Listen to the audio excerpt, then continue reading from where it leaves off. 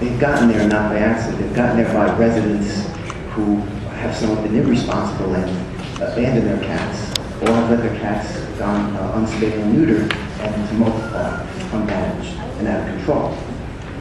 If I did a little research and I find out that a pair of breeding cats with 2 or more litters per year over a 7-year period can produce 420,000 cats, which is in line with when you look at this 80 to 110 million cats homeless in the U.S. So my feeling is what we should be doing is we should have more managed care feral colonies and not less. And the research showed... This is simply a relocation. We're not... Right. Every source I could find said that when you try to relocate a cat colony, and especially take away their shelters, that they're not going to, first of all, not likely to stay there, and they're going to seek shelters, which would be around the pool area, or other buildings, and the very thing that we don't want, which is them on the track, or them by the pool area, contained behind a fence, that disrupts that pattern. They've been there for 12 years, and it's unlikely that they'll stay at the new location. So that's my concern. It's going to affect our quality of life at the park if we attempt to move. The capital will be human beings, swimmers who are being bothered more and more. Okay. So you're saying it's happening more and more? Yes, it is. And Commissioner Pennsylvania, Deputy Commissioner Ray Roden, behind you as well. Now, Mr. Roden, I believe you've been meeting rather extensively. Yes, we have been working with the caregivers for 2 years. The original location was right on the pool. The location that they're now located in is relatively unstable, which gives us great concern. 2, we also know that the health department is concerned about the conditions related to feeding in that location. We have been meeting with the caregivers because the area that we are working on to locate them to within the same park is stable, has great privacy for both the public and the caregivers, and will provide for a means where the caregivers can continue to provide the service. We're not denying the animal service. The process also of moving them will be very gradual and perhaps take us many months to do. I met up to yesterday with the caregivers on the whole process of how we will attempt to do it, on the work that we need to do to ensure the privacy both for the animals and for the caregivers, and to ensure that the colony can continue to exist within that facility.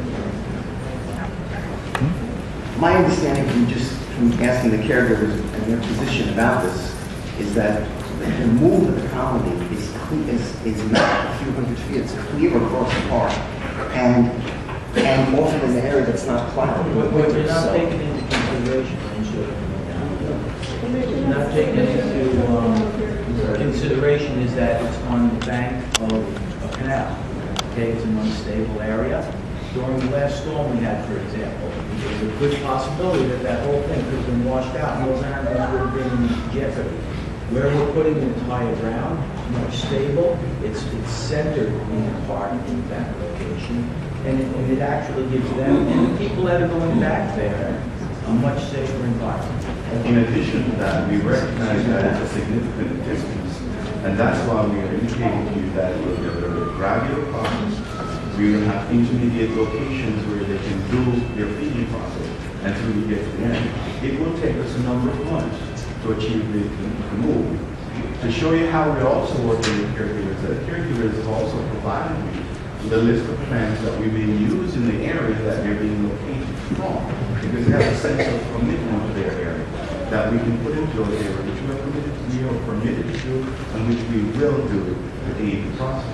So it's not that we are trying to pick them up and move them someplace.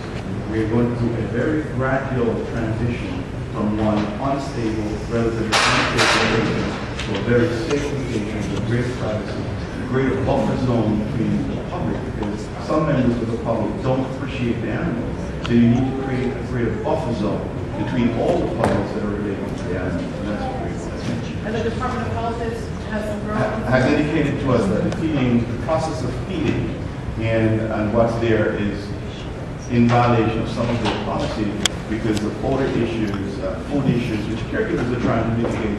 But to really mitigate that location A, because of its unstableness, and two, because of that, you need to transition them from that area to a safer area for both the animals and for the caregivers, and create bigger buffer to the property.